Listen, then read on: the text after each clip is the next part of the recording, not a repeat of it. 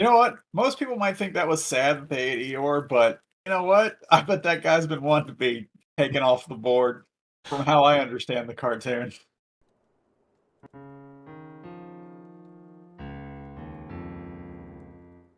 Welcome to Tairimo Boys podcast. I'm your host Cody. With me in second chair is the boy who has a craving for honey and blood. It's Ryan. Yo. So Ryan, let me start with a question.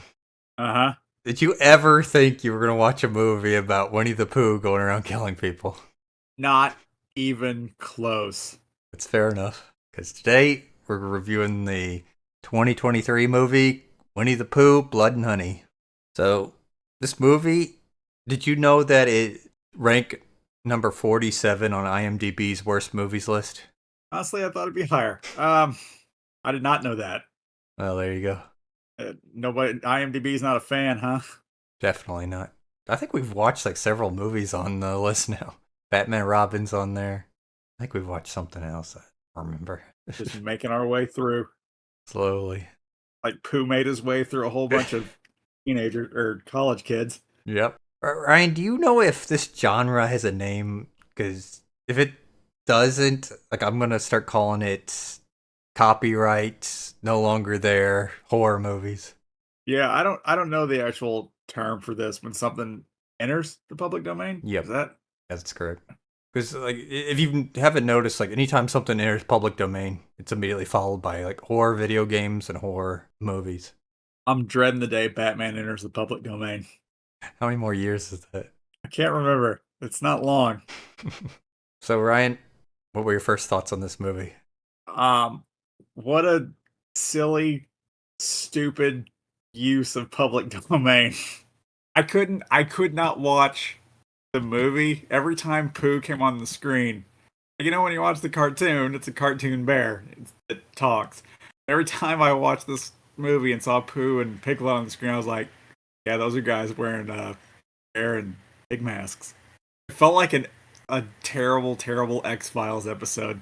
That it was a problem with the movie. Like I was constantly remembered, like, yeah, this is essentially very humanoid Winnie the Pooh and Piglet. But here, for my first thoughts, it might surprise you, but I actually enjoyed this movie. Did you really? Yeah. It did seem like, run-of-the-mill horror, which I don't dabble in. So it's not like it was a complete, can we say abortion on this podcast? Yes, we can. That's where it's still at. Like, I've never been much of a horror fan. Maybe that's why I liked it. Because, I mean, yeah, it hits all the numbers, but it does so competently. Yeah. I mean, does it have major problems? Yeah, but even so, it's still enjoyable. And after watching Killer Witches last week, I think I needed a palate cleanser. I actually liked this better than Killer Witches. And the only thing I can think of worse than Killer Witches is Jurassic Triangle. One day I'm going to watch that movie. Then you'll get it. Now, Ryan, did you know that there's a Poohiverse cinematic universe? Yes. Okay. Yeah, so Bambi's entered public domain. Bambi's in it. Yeah. Then there's... Is Steamboat Willie in it? I wouldn't be surprised if they make one and put him in it. I don't know if Popeye's in it. Yeah, Popeye the Slayer Man. We're still debating reviewing that movie. Uh-huh. That wouldn't freak me out. I used to watch Popeye at our grandparents all the time. Dude, I watched all this shit. We're watching Winnie the Bambi Pooh. over at your place. Yep. Yeah, my mom had a copy of it. By the way, Ryan, did you know that there's a second movie and a third one being made in this series? Yep. Is Tigger in the second one? Yeah, he's in the second one. Him and Al are in the That's second what I one. thought. Because when in 2023, they weren't in public domain yet. Yeah. I'll tell you what I did like. I liked the beginning of the movie where they committed and did the little story, in black and white. Yeah, I love that. I was gonna give it props because it looked like I think it looked like the original, like, what was it, comic strip or book or something. Yeah. I love that they called them abominations. Like, wow, you're really committing. And I really honestly thought that when it shows the animation of them dragging for Robin, I really thought he got snuggle strizzled. Okay, I got a question about that. Like, didn't the animation show like they dragged him and burned him alive? Yep. Okay, because that's the weird thing because he's like in there later in the movie, and he just had Yep. the piss whipped out of him.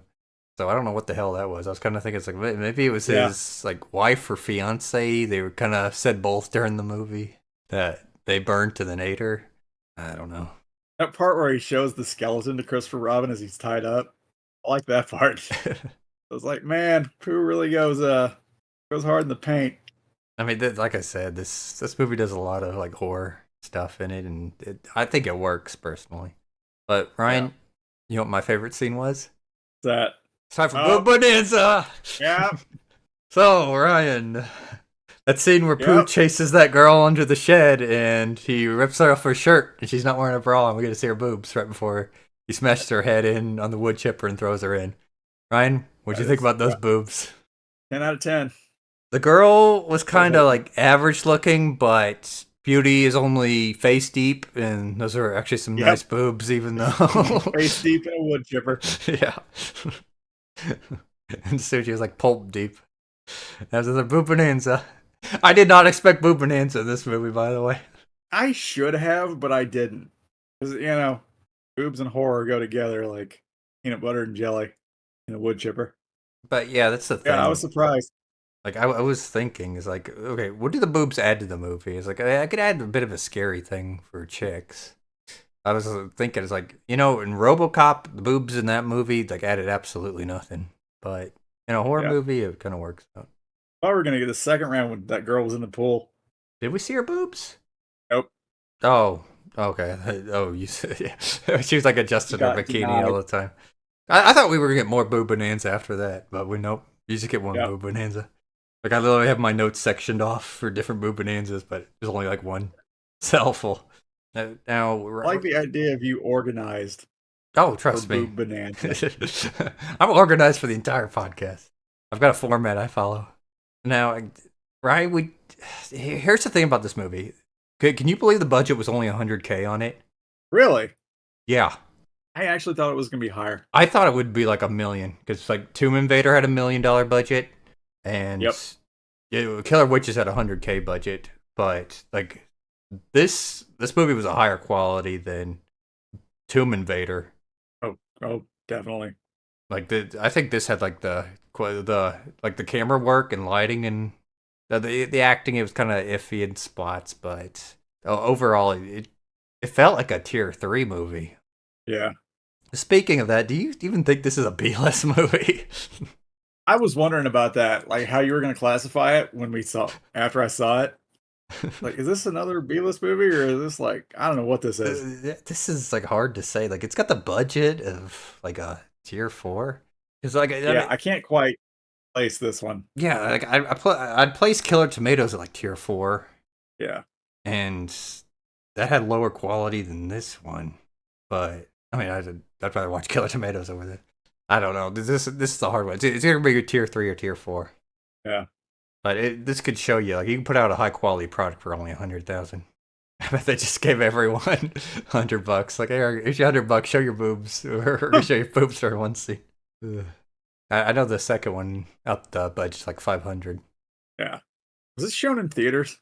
It was a limited release. I think it was first shown at like some film festival, and then it had a limited release. That's how it made $7.7 million. So huge return. You could expect another one after that. Now I got to ask you a question, Ryan. What do you think about Piglet in this movie? Piglet looked like something from The Legend of Zelda. Yeah. I know the Winnie the Pooh was like really bad, but I mean I can believe that's a Winnie the Pooh, but like this Piglet, it was some hog mask, warthog mask or something. I just didn't buy it.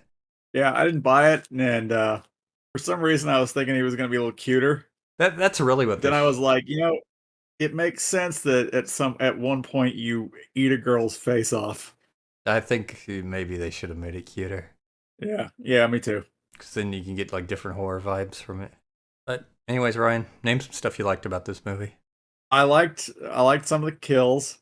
I liked Boob Bonanza. I'll tell you what, I actually liked the hook of this movie, that Christopher Robin leaves them and that causes the whole thing.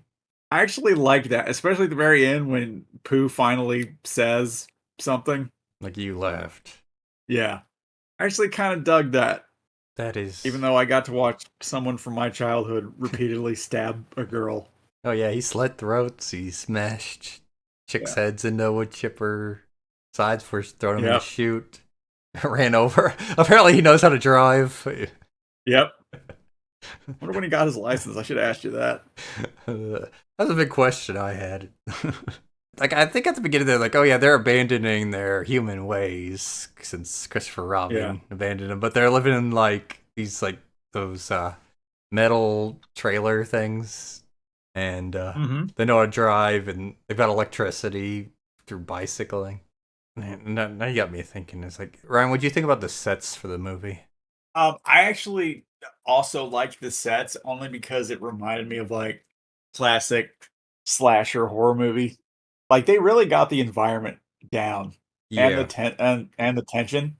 Like yeah, say what you want, but they really got that down. yeah. Like I love the sets. I mean, maybe you can consider some of them like a little bit more ritualistic or a little bit too high tech for Yeah. what they're going for, but even so, like they look like really well made. Not like Tomb Invader, there's paper mache Nope. on like Yeah, the wire, mache everywhere. plaster, whatever it was. But Somebody coming back, rebuilding the temple every time it falls down. we still need to know who did that. Yep. Oh, oh, another scene I loved. Like, did by the way, did you know that there were British rednecks? Was that who those guys were? Yeah, At the very end? yeah. I didn't know that. But I mean, they had like they were all dressed up like rednecks, but they had British accents. Yeah. Like I didn't know those I know things we had British existed. accents. They come over here, they're great accents, make a whole bunch of meth. No. Yeah, I like that scene too, where the rednecks were wailing on Pooh, and it kind of showed it's like, yeah, he is like a lot stronger than you think. Or killed them all. Yeah. All right. I have two questions for you. Go ahead. One, what was your favorite kill? Hmm. I'm gonna go with the wood chipper girl. Not because of Boo Bonanza. Let's pretend Boo Bonanza didn't happen. Like even so, like she's fighting, trying to stop it, and then he's just had enough where he's just smashing her head against the chute of it until she stops, then effortlessly throws her in. Yeah. And what was your favorite redneck kill? I'm gonna tell you right now, mine was when they clawed the guy's face. I don't know why that guy died. I mean, he got his face clawed off Yeah. and then ran over the car, and then was it like shock or something? Like I wouldn't even consider that like a kill. Maybe Yeah, I don't know why. like a. I liked when he killed like the one guy. He like broke his arm and then I guess he stomped on his head. Yeah. This movie was like really gory. Now I think about it, it's like the girl got the like machete through the throat, pinned her up.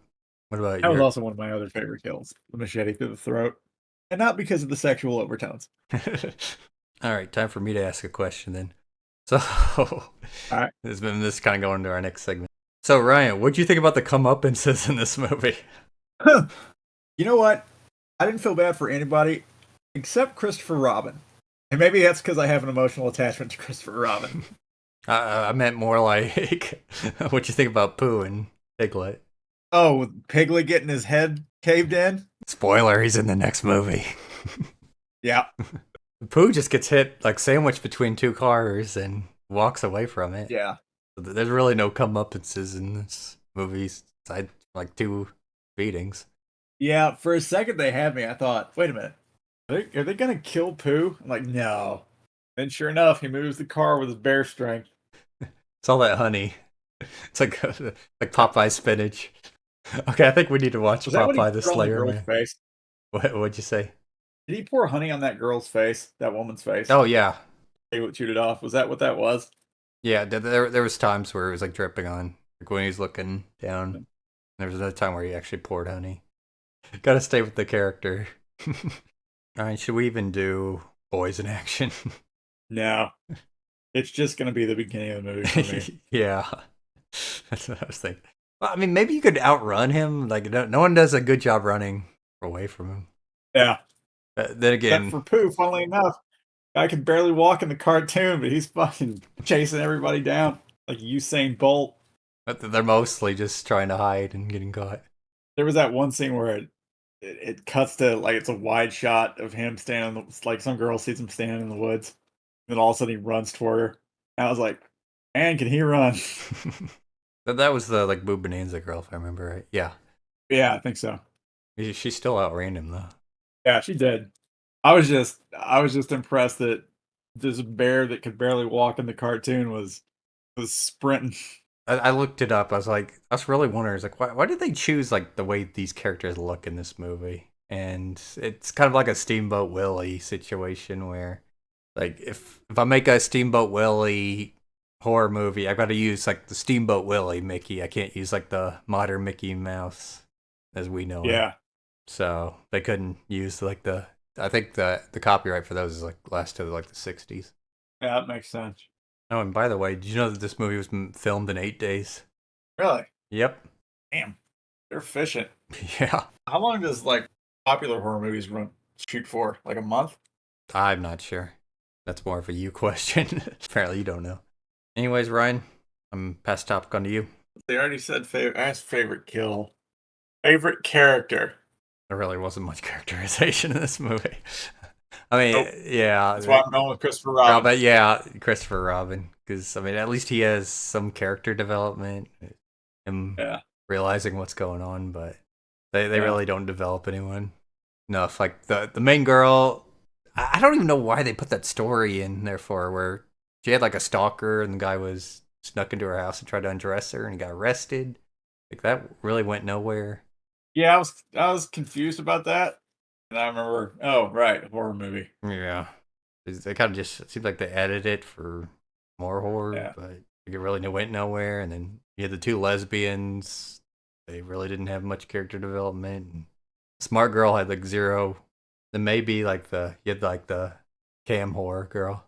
Smart Girl was the one that got her head ripped off, right? Yeah, at the end, like right before Pooh slit the like main girl's throat. I'll give this movie some credit since it had the balls to kill just about everyone. Yeah. Didn't kill Christopher Robin, but that's fine.